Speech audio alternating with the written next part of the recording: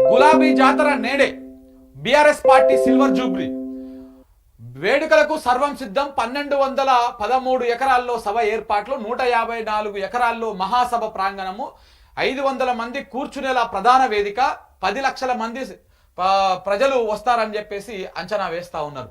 ఓరుగల్లు జిల్లా గులాబీమయంగా మారిపోయింది. BRS party silver Jubilee వేడుకలకు ముస్తాబైంది. వరంగల్ జిల్లాలోని ఎల్కతుర్తి వేదికగా పార్టీ రజతోత్సవ వేడుకలకు సిద్ధమైంది. ఇప్పటికే సభ ఏర్పాట్లు పూర్తి అయ్యాయి. 1200 ఎకరాల్లో సభను ఏర్పాటు చేశారు. దీనిలో కేవలం మహాసభ ప్రాంగణమే 154 ఎకరాల్లో ఏర్పాటు చేశారు. రాష్ట్ర వ్యాప్తంగా గులాబీ దండు కదిలి వస్తోందని అంచనా వేసిన పార్టీ వర్గాలు ప్రజలకు ఇబ్బంది కలగకుండా అన్ని ఏర్పాట్లు కూడా పూర్తి చేసింది. సో బీఆర్ఎస్ పార్టీ అధికారము అంటే కాంగ్రెస్ పార్టీ అధికారంలోకి వచ్చినాక అత్యంత భారీ సభగా ఇది తీసుకుంటుంది. భారీ సభగా తీసుకున్నది ఫస్ట్ భారీ సభ. నల్గొండలో కూడా పెట్టిన సభ, కానీ దానికంటే అక్కడ 1,00,000 మందిని టార్గెట్ చేసుకొని పెట్టారు. అక్కడ కూడా అప్పుడు బాగానే వచ్చారు ఎంపీ ఎన్నికలకు ముందు. సో ఇక్కడ ఇది మాత్రము అత్యంత భారీ సభ. వరంగల్ వేదికగా గతంలో కూడా వరంగల్లో పెట్టేటువంటి సభలు చాలా సక్సెస్ అయినాయి, ఒక మైల్ స్టోన్ లెక్క మారినాయి. అది ఒక కీలక మలుపు తిరిగినటువంటి సందర్భాలు కూడా ఉన్నాయి. తెలంగాణ ఉద్యమ సమయంలో టీఆర్ఎస్ పార్టీ పెట్టిన తర్వాత వరంగల్లో పెట్టేటువంటి సభలు కొంత ఏమంటారు, ఆ సభ తర్వాత తెలంగాణ ఇవ్వాల్సిందే, ఇవ్వకపోతే కుదరదు అనేటువంటి అభిప్రాయానికి చాలా మంది నాయకులు, చాలా మంది కీలక నేతలు కూడా వచ్చినటువంటి సందర్భాన్ని మనం చూసినాం. సో అలాంటి సభ ఒకటి ఇప్పుడు వరంగల్లో జరుగుతూ ఉంది. అయితే ఈ సభకు సంబంధించినటువంటి ఏర్పాట్లు అన్ని కూడా పూర్తి అయిపోయినాయి. 156 ఎకరాల లోపల ఆ సభ స్టేజ్కి సంబంధించినటువంటి వ్యవహారమే ఉన్నది.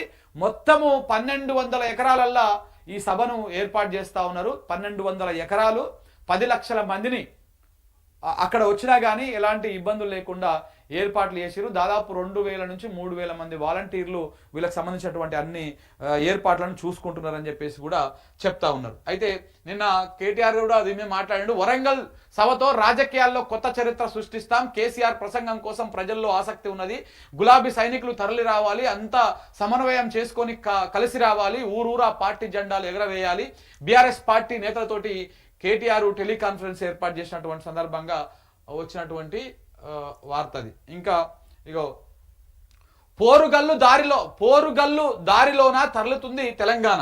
బీఆర్ఎస్ రజతోత్సవ సభ నేడే. కేసీఆర్ కోసం కదులుతున్న పల్లెపట్నం, స్వచ్ఛందంగా తరలి వెళ్తున్న సంబంధ వర్ణాలు, కని విని ఎరగని రీతిలో మహాసభ ఏర్పాట్లు, బండనక బండి గట్టి పయనమైన గులాబీ దండు, ఊరూరా బీఆర్ఎస్ జెండాల ఆవిష్కరణ, హెల్ప్ లైన్ నెంబర్లు కూడా ఏర్పాటు చేసిరు. లక్షలాదిగా హెల్ప్ లైన్ నెంబర్ ఏర్పాటు చేసిరు. 9014206465 అనేటువంటి నెంబర్కి మీరు కాల్ చేస్తే అక్కడ సభ దగ్గర ఏమైనా అటు ఇటు ఇబ్బందులు ఉన్నా కానీ వాళ్ళు హెల్ప్ లైన్ నెంబర్ కూడా ఏర్పాటు చేయడం జరిగింది మిత్రులారా. దానికి సంబంధించినటువంటి వ్యవహారాన్ని కూడా మీరు చూసుకోవచ్చు. లక్షలాదిగా తరలి రండి, కేటీఆర్ పిలుపు.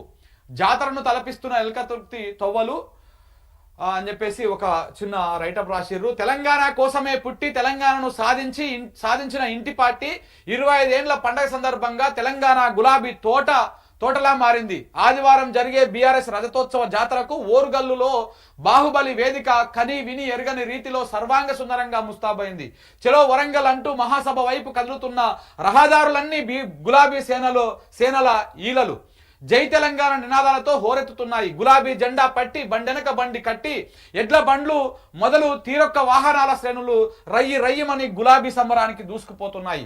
కాంగ్రెస్ గ్యారంటీల గారడిలో ఆగమైన రైతన్నలు, రైతు కూలీలు, దగాపడ్డ ఆడపిడ్డలు, ఉపాధి కోల్పోయిన రోడ్డున పడ్డటువంటి ఆటో డ్రైవర్లు, కొలువుల కళ చెదిరిపోయిన నిరుద్యోగులు, వంచనకు గురైన చిరుద్యోగులు, కార్మికులు సహా సంబంధ వర్ణాల వారు రాష్ట్రం నలుమూలల నుంచి స్వచ్ఛందంగా సభకు బయలుదేరుతున్నారు.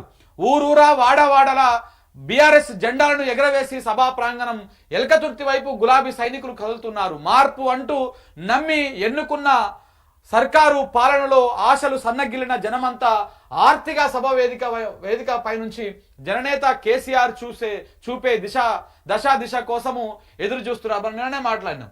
కేసీఆర్ సభ మీద ఏం మాట్లాడతాడు, కేసీఆర్ సభలో ఏం మాట్లాడతాడు అంటే ఇప్పుడు రాజకీయం కాదు అక్కడ మాట్లాడాల్సింది.